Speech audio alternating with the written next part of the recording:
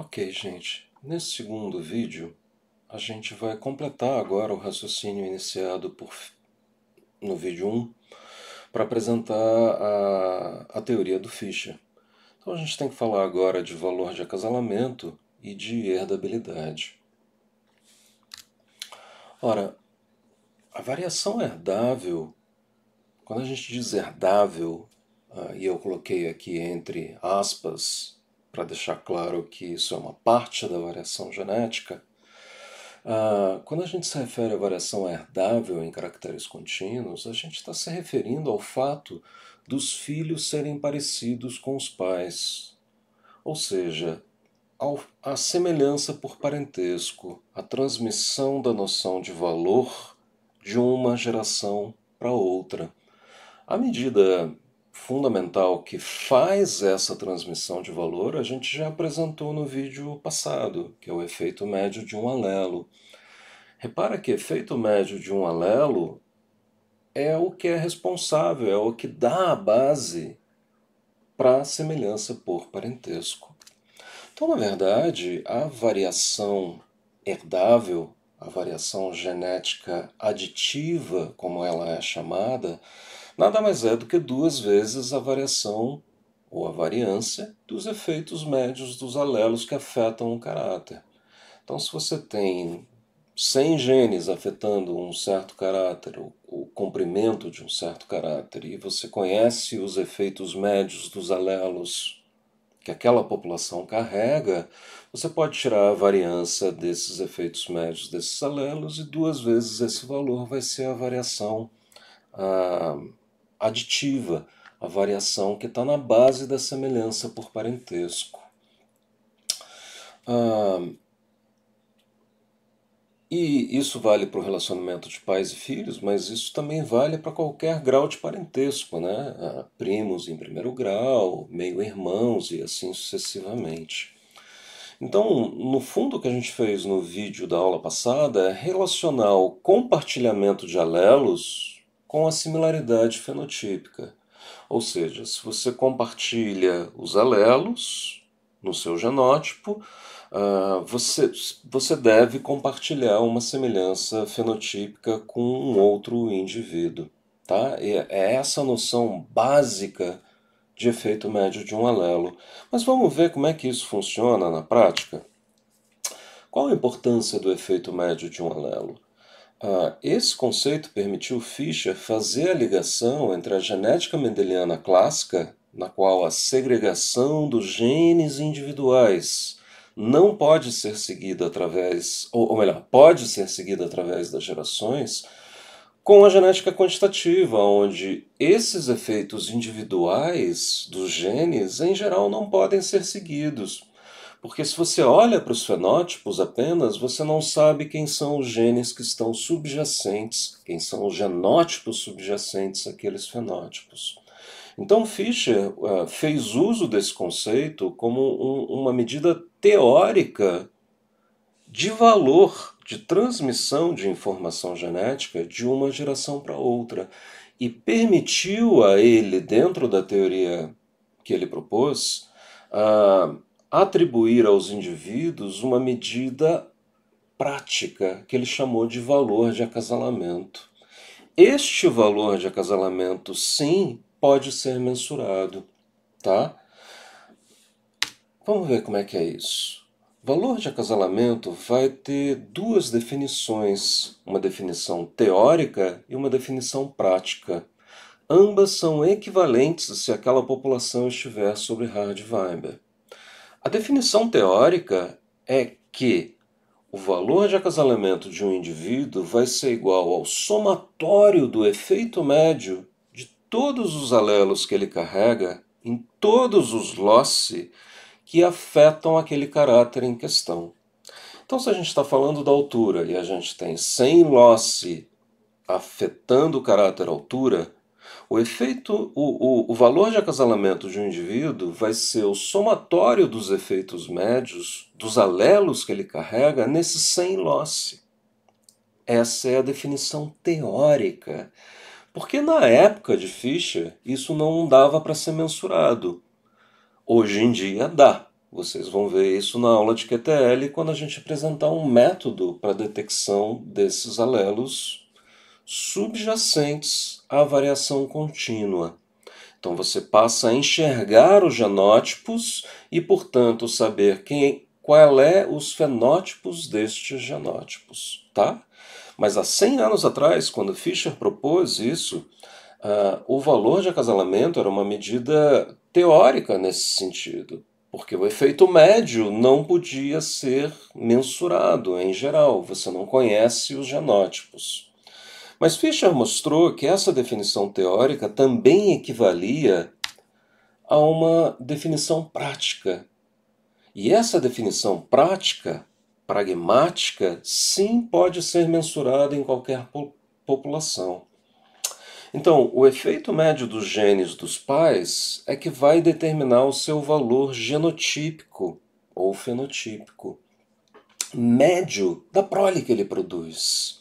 Então, num certo sentido, o fenótipo de um pai é medido pelo fenótipo médio da prole que ele produziu. Então, o valor de um indivíduo avaliado pelo valor médio da sua prole vai ser chamado de valor de acasalamento. Então, ao contrário do efeito médio de um alelo, que na época do Fischer não podia ser medido, o valor de acasalamento pode sim ser mensurado. Então, se você pegar um indivíduo qualquer e acasalar ele com um número de outros indivíduos tomados ao acaso daquela população, então o valor de acasalamento daquele indivíduo vai ser 2 vezes o desvio médio da prole que ele produziu em relação à média geral da população. O valor é multiplicado por 2, gente, porque cada indivíduo parental vai contribuir, na verdade, com metade dos genes da prole. A outra metade está vindo ao acaso da população. Então, se um pai é muito pequeno e produz uma prole que, em geral, desvia da média da população também para baixo, ou seja, os filhos também são pequenos, isso significa que ele está contribuindo para a variação da semelhança por parentesco. A mesma situação, um pai que é muito grande e que vai produzir filhos também muito grandes, que na média vão desviar da média geral da população para cima. São indivíduos maiores do que a média da população. Nessa situação, onde a variação no valor de acasalamento entre os indivíduos é grande, vocês vão ter uma semelhança por parentesco também grande. Então, repara que Fischer, com essa teoria, propondo o efeito médio de um alelo e aí valor de acasalamento como sendo o somatório desses efeitos médios, fez a ligação entre a genética mendeliana e a genética quantitativa. Ele unificou essas duas escolas de pensamento. Então, o valor de acasalamento é a base da semelhança por parentesco. E vocês estão vendo aqui alguns bons exemplos de semelhança por parentesco. Esse é Darwin já no final da vida e essa é uma das filhas do Darwin. E vocês estão vendo a semelhança brutal entre eles. Aqui vocês estão vendo as duas Fernandas. E para eliminar diferenças de idade, eu peguei uma foto da Fernanda mãe, mais ou menos na mesma idade da Fernanda filha, para mostrar como elas são parecidas. Bob pai, Bob filho, Bart e o Simpson pai.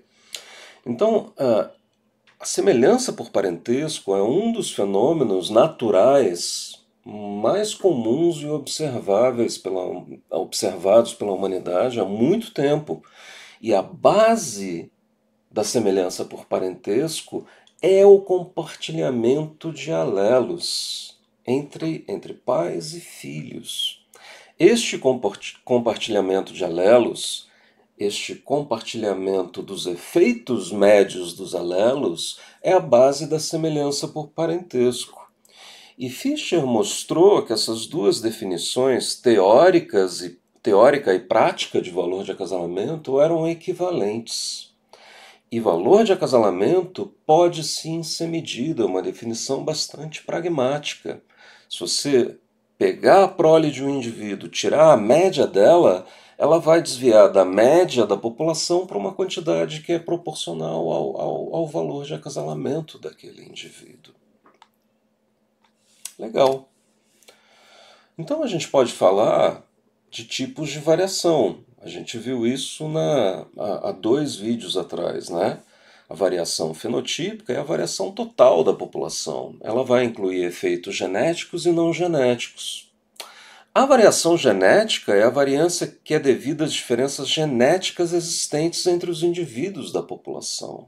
E ela exclui variação causada por fatores ambientais. Mas repara que essa variação genética também pode ser subdividida em seus componentes. Um desses componentes é a variação aditiva, a variação nos efeitos médios dos alelos, a variação nos valores de acasalamento. É essa variação que é responsável pela semelhança por parentesco. Mas tem 2 outras fontes de variação genética que, em geral, não são medidas. Uma delas é a variação de dominância, que vai surgir da interação entre alelos de um locus, a interação entre alelos dentro de um mesmo locus. Uma outra fonte de variação genética é a variação epistática, que surge da interação entre alelos entre loci. Então é a interação entre alelos de diferentes loci. Ou seja, Azão na presença de Bezinho não apresenta um fenótipo grande. Ele apresenta o mesmo fenótipo do Azinho. Mas o Azão na presença do fenótipo Bezão vai dar um fenótipo muito grande. Então, para manifestar esse fenótipo grande, eu preciso da presença do alelo Bezão no outro locus. Isso é epistasia, é interação entre genes. Tudo bem até aqui, moçada? Repara que a base da semelhança por parentesco é variação aditiva, é a variação dos efeitos médios dos alelos. E é lógico vocês imaginarem que não é determinada pela dominância e pela epistasia, porque os pais não passam os seus efeitos de dominância e não passam os seus efeitos epistáticos para os filhos. Porque tanto dominância quanto epistasia dependem da combinação de alelos dentro de locus e entre loci. Mas os pais só passam os alelos do gameta que efetivamente foi fecundado ou que fez a fecundação. Concordam? Então ele está passando só o alelo. E é o efeito médio do alelo que vai dar a semelhança por parentesco, que vai dar a variação nos valores de acasalamento. Então, na prática, a gente poderia escrever uma equação completa ou quase que completa para a decomposição da variação fenotípica desta maneira aqui, ó. A variação fenotípica seria igual à variação nos valores de acasalamento, variação nos efeitos médios dos alelos, mais a variação produzida pelos efeitos de dominância, que não são transmitidos diretamente dos pais para os filhos, mais a interação da epistasia, que também não é transmitido diretamente dos pais para os filhos, mais a variação ambiental.